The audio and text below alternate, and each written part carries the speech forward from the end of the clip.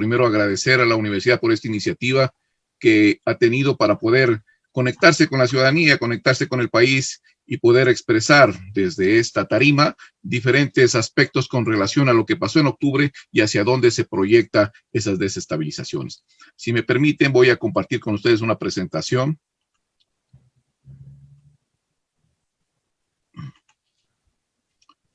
Creo que la están viendo ya, ¿no?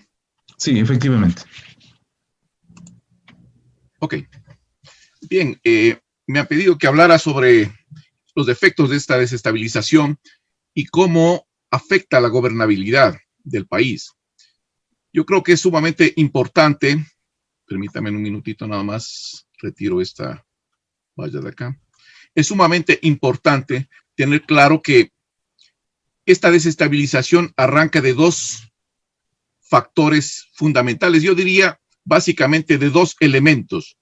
Estos dos elementos están presentes desde el nacimiento mismo de la República y de la conformación de los estados. Me refiero a la pobreza por un lado, la desigualdad e iniquidad por otro lado. Estos dos potenciadores que maquiavélicamente pueden ser utilizados para generar desestabilización están ahí y atraviesan transversalmente todo lo que es el escenario regional y nacional. Pero estos potenciadores que yo acabo de decir necesitan vincularse con una planificación. Esta planificación tiene necesariamente que ser centralizada. ¿Y por qué digo que tiene que ser centralizada este proceso de planificación en donde está básicamente estructurado parte de esta o cómo se diagrama esta planificación para generar los procesos de desestabilización regional?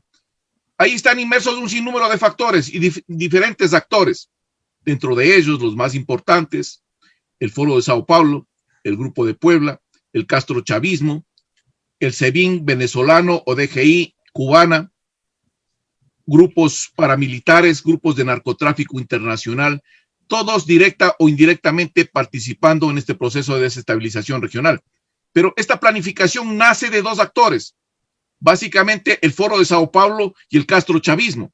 Y se habla de una ejecución descentralizada que tiene a cada uno de los países y cada una de las organizaciones que pertenecen tanto al Foro como al Grupo de Puebla, inmersas en esta activación de los procesos de desestabilización de las débiles democracias regionales. Pero una planificación no puede estar aislada si no tiene sus objetivos concretos. ¿Cuáles son estos objetivos concretos? Especialmente con relación a lo que son los objetivos regionales de desestabilización. Primero, lo importante es promover acciones violentas de anarquismo, terrorismo, vandalismo y sedición urbana que permitan la desestabilización de los gobiernos regionales y sus débiles democracias. Vamos viendo por países. Ecuador, ¿qué se busca? Se busca desestabilizar al gobierno del presidente Moreno y la materialización del proyecto comunismo indoamericano. En Colombia, se trata de radicalizar la lucha armada y generar una mayor presencia de las FARC, Ejército de Liberación Nacional, y también la salida de las bases militares norteamericanas de Colombia. En Bolivia, recuperar el poder perdido con la nueva gestión de Luis Arce y permitir el retorno de Evo Morales. En Chile, el triunfo del plebiscito generará una nueva constitución que limita el accionar del Ejecutivo y las instituciones de la fuerza pública. En Brasil, por otro lado, se busca debilitar el gobierno de Bolsonaro y generar un cambio en el péndulo político para permitir al Partido de los Trabajadores el retorno al control del Estado.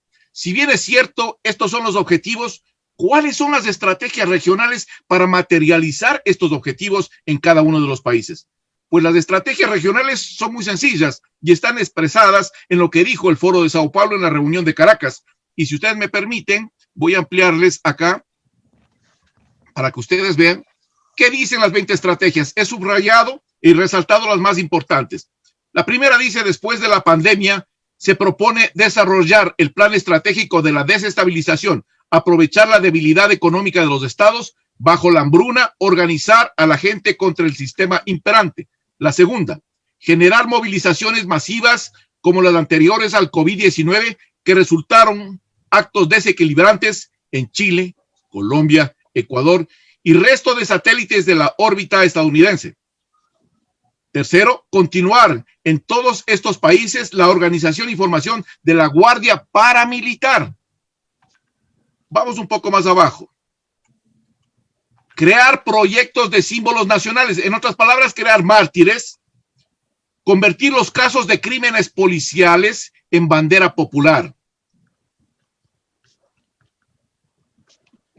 Y acá, sembrar en todas las instituciones infiltrados de izquierda e impulsar estructuras paralelas a los entes del Estado. Es prácticamente lo que tiene al momento el gobierno y la infiltración de diferentes estamentos del correísmo en la administración gubernamental. Pero, si estos son los objetivos y las estrategias, ¿cuáles son las acciones en la región que se han ido materializando para dar cumplimiento a estos objetivos y estas estrategias de desestabilización? Las primeras acciones, y aquí tenemos un pequeño calendario de lo que es este octubre, mes de la reconquista socialista de América Latina, porque así lo denominan, pues este mes se han presentado un sinnúmero de incidentes. Primero, 18 de octubre, solo por seguir una cronología lógica, elecciones en Bolivia, ganó el MAS. Es el primer zarpazo a la democracia latinoamericana. Segundo, paro nacional en Colombia, que voy a hablar posteriormente. Tercero, movilizaciones de resistencia en Ecuador. Y cuarto, un plebiscito en Chile, que también va a ser analizado. Comencemos por el primero. El primer zarpazo a las débiles democracias regionales se da en Bolivia. En Bolivia, la clase política y la clase social no comprenden básicamente que aquí no debe primar los intereses personales, sino los intereses del Estado como tal. Eso lo supo aquilatar Luis Arce y se hizo con el gobierno nuevamente de Bolivia, luego de un año de haber sido despedido y sacado del poder Evo Morales. Pero esta toma nuevamente, esta reconquista de Bolivia, nos preocupa a los latinoamericanos, especialmente por este tipo de declaraciones. El pasar al socialismo con una sociedad totalmente diferenciada es más complicado que llevar de una sociedad más igual al socialismo. Porque ¿qué va a ocurrir? Yo estoy mirando a lo que ustedes veían 10, 15 años adelante. Cuando ya construyamos, Cuba hizo eso, ¿verdad? Fidel agarró, construyó el socialismo, empezó a mostrar las bondades, la salud, la educación, en fin, y les preguntó a los cubanos en un referéndum, ¿quieren ustedes esto? Sí, esto se llama socialismo. ¿Ah? Y lo mismo va a ocurrir acá. Y lo mismo va a ocurrir acá. Si eso es el escenario boliviano, y esa es la proyección que presenta el nuevo presidente, ha generado una preocupación inmensa en Bolivia, y también, por otro lado, se están dando ya pequeños brotes de insatisfacción, que esperemos no lleguen a mayores, pero se hablan ya de posibles reclamos y posibles golpes de Estado en los que participe la policía y Fuerzas Armadas, que creo que ese no es el camino correcto para la democracia. Sin embargo, esas son las realidades que vive este país del altiplano, y básicamente esa injerencia o esa influencia puede ramificarse al resto de la región. ¿Qué pasa en Colombia? En Colombia ha habido un sinnúmero de hechos de desestabilización desde muchos meses atrás, que han sido impulsados por diferentes organizaciones. Dentro de ellas, las más importantes, el Ejército de Liberación Nacional, las FARC, las famosas grupos armados campesinos, grupos de desestabilizadores, anarquistas, sediciosos y organizaciones al margen de la ley, también incluidas allá grupos de narcotráfico nacional e internacional que operan en Colombia, con el propósito de generar una desestabilización. Pero ahí jugó un papel importante otro elemento. Me refiero yo a la minga indígena cocalera, que reunió aproximadamente cerca de 10,000 indígenas que se trasladaron desde el Cauca hacia Cali para una reunión con el presidente Duque, que no se dio, y posteriormente continuaron su camino hacia Bogotá. En Bogotá tuvieron allá algunas acciones, pequeñas presencias, pequeñas manifestaciones, y posteriormente Duque, mientras tenía a esta organización indígena en Bogotá, ejecutó una operación militar que se llama Resplandor 2. Y pongo aquí algunos puntos para que ustedes me comprendan de mejor manera. Las tierras ancestrales, entre comillas, eran el bastión de las organizaciones de plantaciones de droga, con una extensión aproximada de cerca de 38,000 solo en el departamento de Nariño y unas 20,000 en el departamento del Cauca. Entonces, esas zonas eran imposibles de ingresar porque las organizaciones indígenas protegían esas en contubernio con las organizaciones paramilitares y también con las organizaciones de narcotráfico internacional. El presidente Duque, aprovechando esto, ejecutó esta operación Resplandor y destruyeron 63 laboratorios, capturaron gran cantidad de droga, precursores químicos, y inmediatamente de que se produce esta operación en territorios de la minga indígena cocalera, se rompe automáticamente la presencia de esta minga en Bogotá y comienzan a trasladarse inmediatamente hacia sus territorios ancestrales. ¿Por qué? Por una cosa fundamental: tenían que justificar ante los diferentes carteles internacionales, especialmente Sinaloa, Cartel del Golfo y Jalisco Nueva Generación, el por qué destruyeron sus laboratorios, plantaciones de coca y suministros. Y esto originó este proceso inmediato de traslado desde Bogotá hacia el sur del Cauca, tomándose previamente el aeropuerto por unas horas. Esto es la realidad de lo que está pasando en Colombia, y ese proceso continúa. No es que se ha parado, continúa con estos actos de violencia y terrorismo urbano. ¿Qué pasa en Chile? Chile se suicida luego del triunfo del plebiscito. Chile es azotada por una violencia nunca antes visto, ni en Chile ni en el continente. La destrucción de iglesias, la quema de figuras de las mismas iglesias, la destrucción de instalaciones policiales, en fin, un caos total, que el presidente Piñera, dentro de otros aspectos, dice que ese tipo de protesta social es la que necesita Chile para entenderse y comprender de mejor manera algunos aspectos que tienen que ser analizados. Yo discrepo totalmente con esa posición del presidente Piñera, porque la destrucción y porque tampoco la situación del vandalismo pueden ser justificados. Al margen de esto, es una decisión soberana de Chile y hay que respetarla. Pero luego del plebiscito, que gana también mayoritariamente esta corriente del cambio de una constitución, ¿quiénes son los primeros en felicitarle? Evo Morales, Lula, Nicolás Maduro, las FARC. Permítanme aquí ampliarles. Las FARC, el presidente de Cuba, Frente Farabundo Martí de Liberación Nacional, entre los más importantes. Pero, ¿qué dicen los actores principales de esto? Creo que el video me quita el expresarlo directamente. Más bien quisiera que ustedes lo oigan. Estamos organizando para avanzar en nuestra Asamblea Constituyente. La construcción popular que nosotros estamos haciendo en Chile, siguiéndonos del ejemplo del pueblo y de los conductores de Venezuela, siguiéndonos del ejemplo del pueblo y de los conductores cubanos, que sí han hecho procesos constituyentes con absoluta soberanía popular.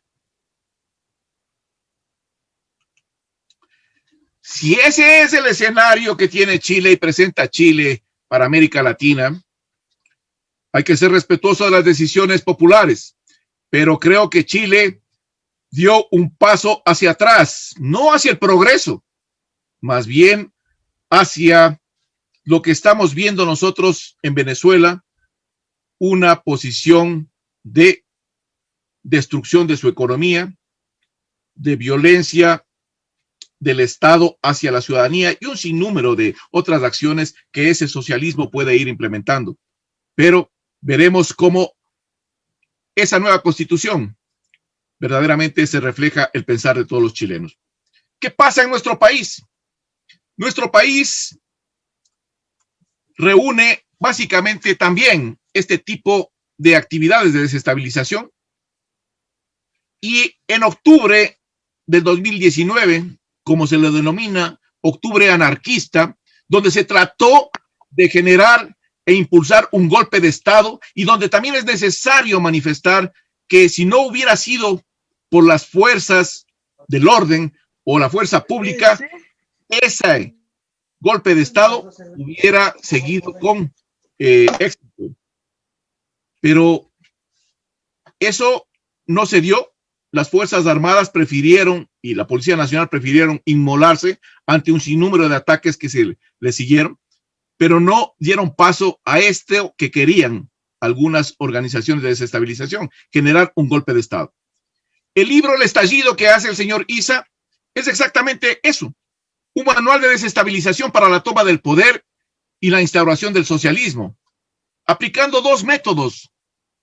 La revolución molecular disipada, en donde se trata de disgregar a la fuerza pública para poderla atacar fraccionadamente, y el otro, el Black Bloc, como un instrumento para confrontar a la fuerza pública. Estos señores lo vimos, hubo un sinnúmero de convocatorias de diferentes actores que querían básicamente venir a Quito para generar un proceso de desestabilización en contra del régimen. ¿Qué pasó luego de este octubre anarquista y posterior a este nuevo octubre, el octubre que estamos viviendo al momento, este octubre que lo llaman octubre rebelde, octubre combativo, en donde algunas otras organizaciones, como el movimiento guevarista, el colectivo insurgente, las fuerzas nacionales de resistencia combativa, creen que la mejor forma de protestar es generando destrucción, caos y temor en la sociedad. Eso es lo que pasó el 12 de octubre, un nuevo intento de agravio a la ciudad de Quito, que posteriormente les voy a explicar que pasaría una factura a la organización indígena. Una agresión directa que prácticamente generó dos reacciones. Y aquí está el motivo por el cual las marchas convocadas para el día 22 no tuvieron el éxito. Por dos cosas importantes. Primero, la organización social que se dio en Quito a través de las diferentes redes sociales. Los quiteños manifestaron su rechazo total a este tipo de agresiones permanentes a la ciudad y a este tipo de agresiones hacia los ciudadanos de la capital. Y el otro, el fraccionamiento que se generó por esta acción con el movimiento indígena. Pero veamos algo de ese hecho importante.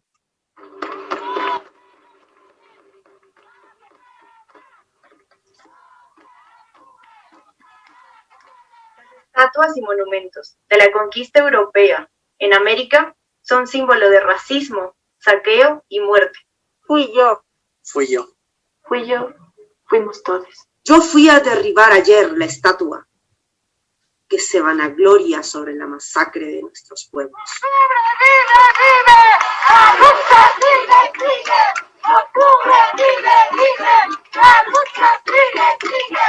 ¡Octubre, vive, vive! ¡La lucha sigue, sigue!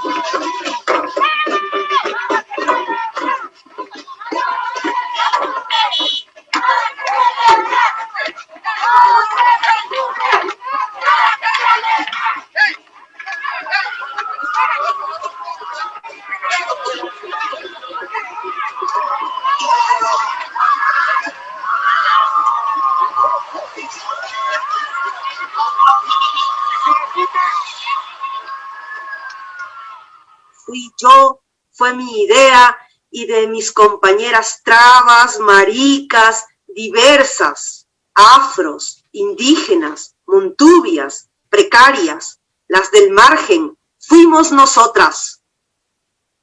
Nosotras desde nuestros pueblos. La idea fue mía y fue de todas.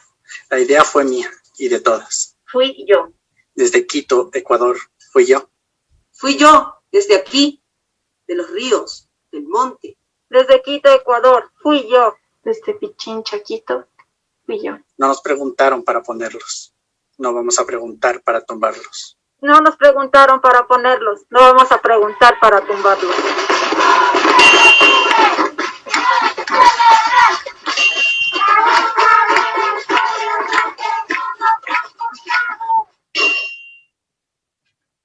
La gran pregunta que deberíamos hacernos los ecuatorianos y los latinoamericanos es que si una iglesia, un monumento, al ser quemados los unos, destruidos los otros, le permiten al pueblo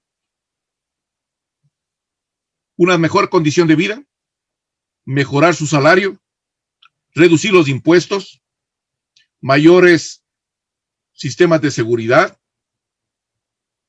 reducir ese tipo de políticas absurdas del Estado. Yo creo que no. Yo creo que ahí estamos equivocados completamente. La destrucción no conduce a la organización democrática de un país. Y hablaba yo hace un rato que este tipo de incidente generó una ruptura, la ruptura en el movimiento indígena, en virtud de que los dos personajes, me refiero al señor Isa y al señor Vargas, que estuvieron presentes en el arbolito y luego se trasladaron a la 12 de octubre, donde se encuentra el monumento a Isabel la Católica, lo que hicieron es fraccionar directamente a ese movimiento y la candidatura de Yacu Pérez a la presidencia de la República, porque se enemistó el movimiento indígena y su representación con la ciudad de Quito, la ciudad en orden de prioridad de votación, la segunda más importante del país. Pero eso no ha acabado.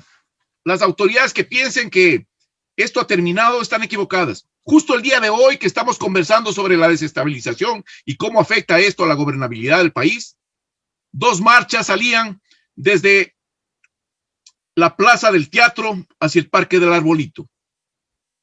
Marchas que fueron convocadas para el día de hoy, a las 3 de la tarde, la una, y la otra también, a las 3 de la tarde. Pero ante esta situación de descomposición en la cual algunos grupos de la sociedad consideran que es necesario destruir las bases de la democracia y de la sociedad para desde ahí tratar de formar una nueva estructura de gobierno, creo que estamos equivocados. Por eso es necesario que el gobierno acoja ciertas recomendaciones de ejecución inmediata para el decisor político. Me refiero al presidente de la República y su organismo. Primero, es necesario recordar qué es lo que está reclamando la sociedad. ¿Cuáles son esos potenciadores de los procesos de desestabilización? Son tres, básicamente. Falta de empleo o de trabajo, falta de seguridad, falta de una justicia que verdaderamente sea transparente y que no levante la bandera de la impunidad. Y es necesario, por otro lado, acciones políticas de carácter estratégico que el Estado debería tomar inmediatamente. Una revisión constitucional, esto es prioritario, porque la Constitución de Montecristi lo único que ha hecho es beneficiar a un partido político y hacer una constitución para poder gobernar con ese partido político y con esa ideología. Es necesario sentarse, ecuatorianos, en un consenso nacional, en un diálogo nacional, entre todos, sin presiones, con la visión de que el país tiene que salir adelante. Es necesario, por otro lado, inmediatamente comenzar una renegociación con los acreedores internacionales, y dentro de esos también China, Irán y un sinnúmero de países que tienen préstamos hechos al Ecuador. Es necesario que el gobierno comience verdaderamente una campaña de información para evitar tanta desinformación que existe o tanta infodemia que existe en redes sociales y también a través de medios de comunicación.